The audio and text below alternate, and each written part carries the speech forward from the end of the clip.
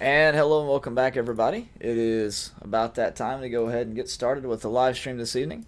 Thank you so much for being here again. It's good to see you. Glad you're here. And hopefully, the lesson we have prepared for you this evening will be beneficial to you in some way. Today, we are in Ecclesiastes, specifically chapter 5, and we're going to begin reading here in verse 8. We're really going to be focused on verses 13 and following. But we'll begin in verse 8, just to set the context. This section of Ecclesiastes, you could title it, Death Comes to Both the Greedy and Those Who Are Just Trying to Get Along. So let's go ahead and get started with our reading. If you see oppression of the poor and denial of justice and righteousness in the province, do not be shocked at the sight. For one official watches over another official, and there are higher officials over them. After all, the king who cultivates the field is an advantage to the land. He who loves money will not be satisfied with money, nor he who loves abundance with its income. This too is vanity. When the good things increase, those who consume them increase. So what is the advantage to their owners except to look on? The sleep of the working man is pleasant, whether he eats little or eat much, but the full stomach of the rich man does not allow him to sleep. Now finally we have our passage, which we'll focus on this evening. There is a grievous task, or rather a grievous evil, which I have seen under the sun, riches being hoarded by their owner to his hurt. When those riches were lost through a bad investment, and he had fathered a son, then there was nothing to support him. As he had come naked from his mother's womb, so he will return as he came. He will take nothing from the fruit of his labor that he can carry in his hand. This is also a grievous evil. Exactly as a man is born, thus will he die. So what is the advantage to him who toils for the wind? Throughout his life, he also eats in darkness with a great vexation, sickness, and anger. So, here is the situation presented in Ecclesiastes 5:13 through 17. You have an individual who is hoarding their riches, but they're not hoarding these riches, to better themselves, to support their family, or whatever. They are hoarding them to their own hurt. Good to see you, Miss Anita. Thanks for stopping by this evening. He says, when those riches were lost through a bad investment, we'll talk about this in a second, and he had fathered a son, then there was nothing to support him. So instead of being smart with his money, he made bad, risky investments and lost what he had, and because of that, he wasn't able to support his own family. Now, let's talk about this expression, a bad investment, for a moment. I'm not good with Greek, and I'm especially not good with Hebrew, but I'd like for you to take a look at these Hebrew words and see if you can memorize at least what they look like. Notice the word here. For us, it looks like the word ra with an R there and an A, right? And then here, we have this word, I-N-Y-A-N is the way that, we see it there, in yan or in yain. But let's remember that. And let's go back in our Bible to Ecclesiastes 1 and verse 13. I set my mind to seek and explore by wisdom concerning all that has been done under heaven. It is a ra in yain, a bad investment, as it's translated in chapter 5, or a grievous task, or an evil task. But notice who it is that gives this evil task. It is a grievous task which God has given to the sons of men to be afflicted in. Now, when we think back to Ecclesiastes 5, keep that in mind. We could read it like this. Let's read verse 14. When those riches were lost through a grievous task, which God afflicted the man with. That's the implication here.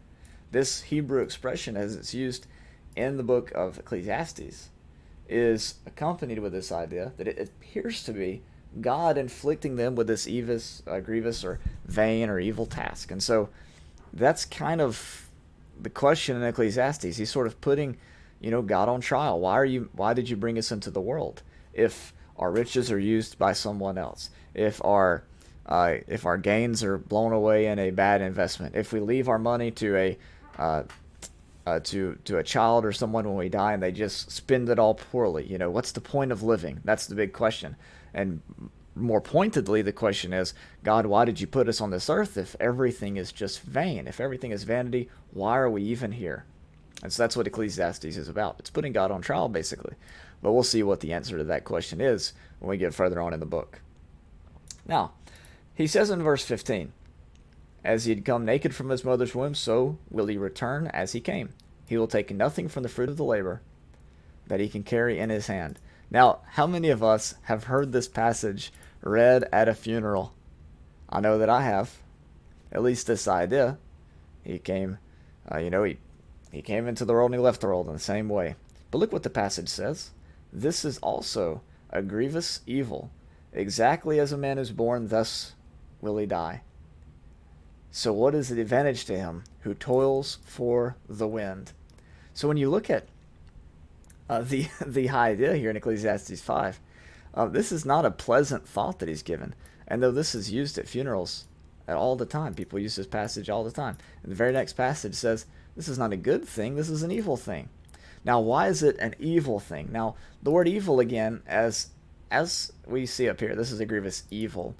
We might not think in terms of Christian, good and evil, the way that we think of it as Christians. But instead we might look at it,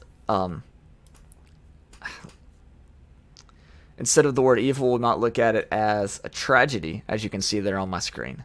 Some versions even translate that, a terrible tragedy. This is also a terrible tragedy, not necessarily morally evil, as it is just misery, as the alternate translation offers down here at the bottom of my screen.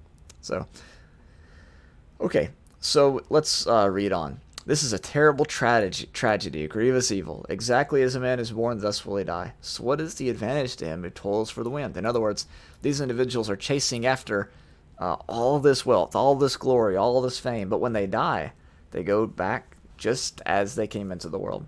And as you see here, they go back holding nothing in their hand. And so what's the point? All this labor that they do under the sun, where does it go? What's it going towards? What's it working towards? The answer appears to be nothing. Verse 17, we learn a sad truth as well. Throughout his life, he also eats in darkness with great vexation, sickness, and anger. See, in this life of pursuing riches with no meaning, with no substance behind it, it just leaves him empty. Because as wonderful and as amazing as these riches are, right? Nothing is being done to satisfy him. And because of that, his pain is never healed. His hurt is never cleansed. And he goes through life in darkness, with great vexation, with sickness, with anger, because all he has is riches. He has no substance. He has no foundation in his life to enjoy the good things. He's so consumed with gaining and hoarding his money and chasing after fame and fortune that he's not able to enjoy any of it. And so he eats, yes, he eats, unlike the poor man, but he eats in darkness in the soul, with anger and sickness and just, depression. Let's move on to verse 18. Here's what I've seen to be good and fitting, to eat, to drink, and enjoy oneself in all one's labor, in which he toils under the sun, during the few years of his life, which God has given him, for this is his reward. Furthermore, as for every man to whom God has given riches and wealth, he has also empowered him to eat from them and to receive his reward and joy in his labor. This is the gift of God. For he will not often consider the years of his life, because God keeps him occupied with the gladness of his heart. So, the evil thing is to receive things and not being able to enjoy them, either through your own bad investments or through, as we're going to see in the next passage, someone else, a foreigner, enjoying them instead of yourself. So that's evil. But what would be good is if you can take what you've been given by God and enjoy it. Put it to use, celebrate it, participate in it, share it with others. He said that's good. That's a gift of God. But worrying about it and being anxious and constantly stressed out because of it, he said that's no good. That's a grievous evil. That's misery. That's tragedy. That leads to darkness and to sickness and anger. This path, though, enjoying what it is that you have in the short time that you have to enjoy it. Whoops, how did we get to Song of Solomon? Oh, well, hang on. He said enjoying it in the moment. He says that's good. This other, he says, is no, it's vanity, it's evil, it's pointless, it's useless, right? In fact, if you notice here in verse 20, if you're able to do that, if you're able to enjoy life in the moment like that, he says you will not even consider the years of his life, because God keeps him occupied with gladness of heart. And we've all been in those moments where the beautiful, wonderful moments seem to last just a blink of an eye. But the pain, tragedy, the painful, tragic moments that you see here in verse 17 seem to go on and on and on and on. And so he says what you do is you focus on the good, is his advice here so far in the book in Ecclesiastes 5:18 through 20. Let's move on to chapter 6. There is an evil which I have seen under the sun, and it is prevalent among men. A man to whom God has given riches and wealth and honor, so that his soul lacks nothing of all that he desires. Yet God has not empowered him to eat from them, for a foreigner enjoys them. This is vanity and a severe affliction. This word foreigner isn't necessarily somebody of another nation. It could be somebody of another family, someone that's basically not himself. Basically, he has got all this wealth and all this honor. His soul lacks nothing, that all he desires, and yet when he sits down at the end of the day, he's not even able to enjoy it. He says that's vanity and severe affliction. Someone else takes from it, someone else enjoys it, and he's not allowed to enjoy the fruit of his own labors. He says this in verse 3. If a man fathers 100 children and lives many years, however many they be, but his soul is not satisfied with the good things, and he does not even have a proper burial, then I say better the miscarriage than he. For it comes in futility and goes into obscurity, and its name is covered in obscurity. It never sees the sun, and it never knows anything. It is better off than he. So, we have a man here. He has 100 children, right? Now, if he has 100 children and lives many years, his name is going to continue on. This is the idea of having eternal life. Sometimes, as we see in the New Testament, being given a new everlasting name that will never pass away, right? So if a man fathers 100 children and lives many years, he's got eternal life, basically, is the idea. His name's going to live on. There's no way that's, going to die out. But even if he has this material success, if his soul, the deepest part of him, is not satisfied with the good things, and he does not even have a proper burial, see, none of his family is even taking care of him, even paying attention to him. He's got all this on the outside, but he has no relationship, no foundation. Then what does Solomon say? Basically, it's better to never be born. The one that's never born comes in futility, goes into obscurity. Its name is covered in obscurity. It doesn't even make it to the history books. It never sees the sun and never knows anything. This is better off than him. Why? Because he lived his whole life, did all this that was that seemed to be success, but he had no foundation. He had no relationship. He had no substance in his life besides checking off those boxes, showing people, hey, look at me, look what I've got. But there was nothing there to hold up that house. And when the storms of life came, it came crashing down, and there wasn't even anybody there to give him a proper burial. Things are not where it's at. Having a large family is not success, because you can have a large family without having any connection with any of the children. Many men throughout history have fathered many children from many different wives or many different women, and yet because they have no relationship with them, there's no substance there. They're like this man whose soul is not satisfied with the good things. He's never happy. Maybe if he had 101 children, he'd be happy. Maybe if he had 105 children, he'd be happy. Maybe if he had 120 children, he'd be happy. So he keeps trying and trying and trying, and he never gets there because he never learns to be content. And that's why I think that not being content is probably one of the greatest sins. Now, why do I say that? Well, what is a sin? A sin is something that separates you from God, right? A sin is something that separates you from God. Not being content with what you have is a very quick pathway to being separated from God, because you're not focused on Him. He's not your priority. You're more worried about getting all these things, just getting one more, just having 5 more, 20 more, whatever, to try to reach some level of success. But even then, you won't be content. If you're not going to be content with 5, why would you be content with 500, right? It's not about possession, it's about the attitude, the disposition. And if we're not able to enjoy the things that we have in our soul and have satisfaction in those things, then all this that we chase after, as Solomon says over and over again, is just chasing after wind. We read in verse 6, even the other man lives 1,000 years, twice, and does not enjoy good things. Do not all go to one place? This man lives 2,000 years, but guess what?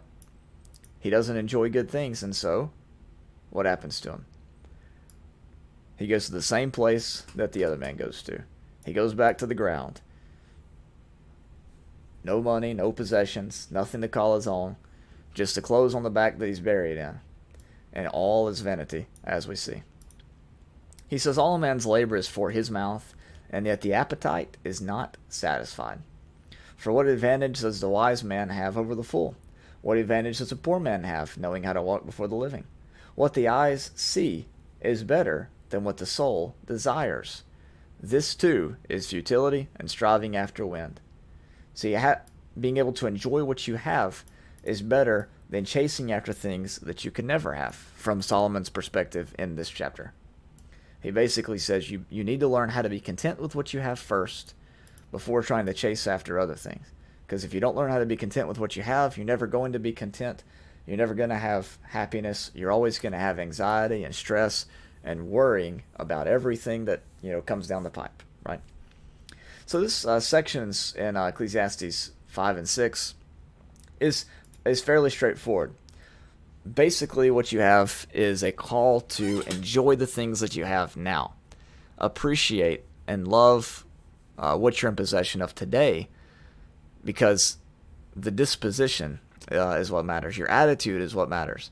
You might not always have more than someone else or have the best things, but that's not the point. The point is learning how to be content with what you have and count it as a blessing, and not constantly chase after and strive after wind. It's not wrong to set goals. It's not wrong to want more, but first we have to build that foundation upon which we can add things to. If we build a foundation for a little small house, it's a little tiny house, 10 by 10, right? How could we ever put a mansion upon that foundation? It'll crash and crumble when any sort of a bad situation arises, right? So we have to build the foundation first before we add to it, and that means learning to be content with what we have before moving on to the next stage in our life, whether that's the next stage in our spiritual life or material life. The same thing is true with when it comes to the Bible. Why doesn't God just reveal everything to you right now? Well, you probably couldn't handle it. You probably couldn't handle it. That's why God only showed his back to Moses and not his face. You think Moses could have handled coming face to face with the ultimate reality and ultimate truth? I probably couldn't. You probably couldn't. In fact, I know we couldn't. And so, excuse me. And so we have to learn how to build that foundation. Be content with what we know, and then move on to the next stage of trying to pursue more knowledge, or trying to pursue more wealth, or trying to pursue more happiness, whatever it is. First learn to be content, and then progress. Because the joy in life, the good things in life, comes from participating them, enjoying them. And if we just constantly reach out to grab the next thing, we'll never be able to enjoy what we hold in our hand now. And that is Ecclesiastes 5 through 6 and verse 9. There are 3 verses left in Ecclesiastes chapter 6, but we're going to save those for Wednesday night when we cover this section here all the way down through chapter 7. I think it's verse 14. I'll have to check that later. All right, there is Ecclesiastes 5 and most of 6 for you. Hope you enjoy that and it can apply it to your life in some way. I'll see you Wednesday night at 6 p.m. If you have any questions, put those in the comments, and I'll get to those as soon as I can. Have a good afternoon. Bye.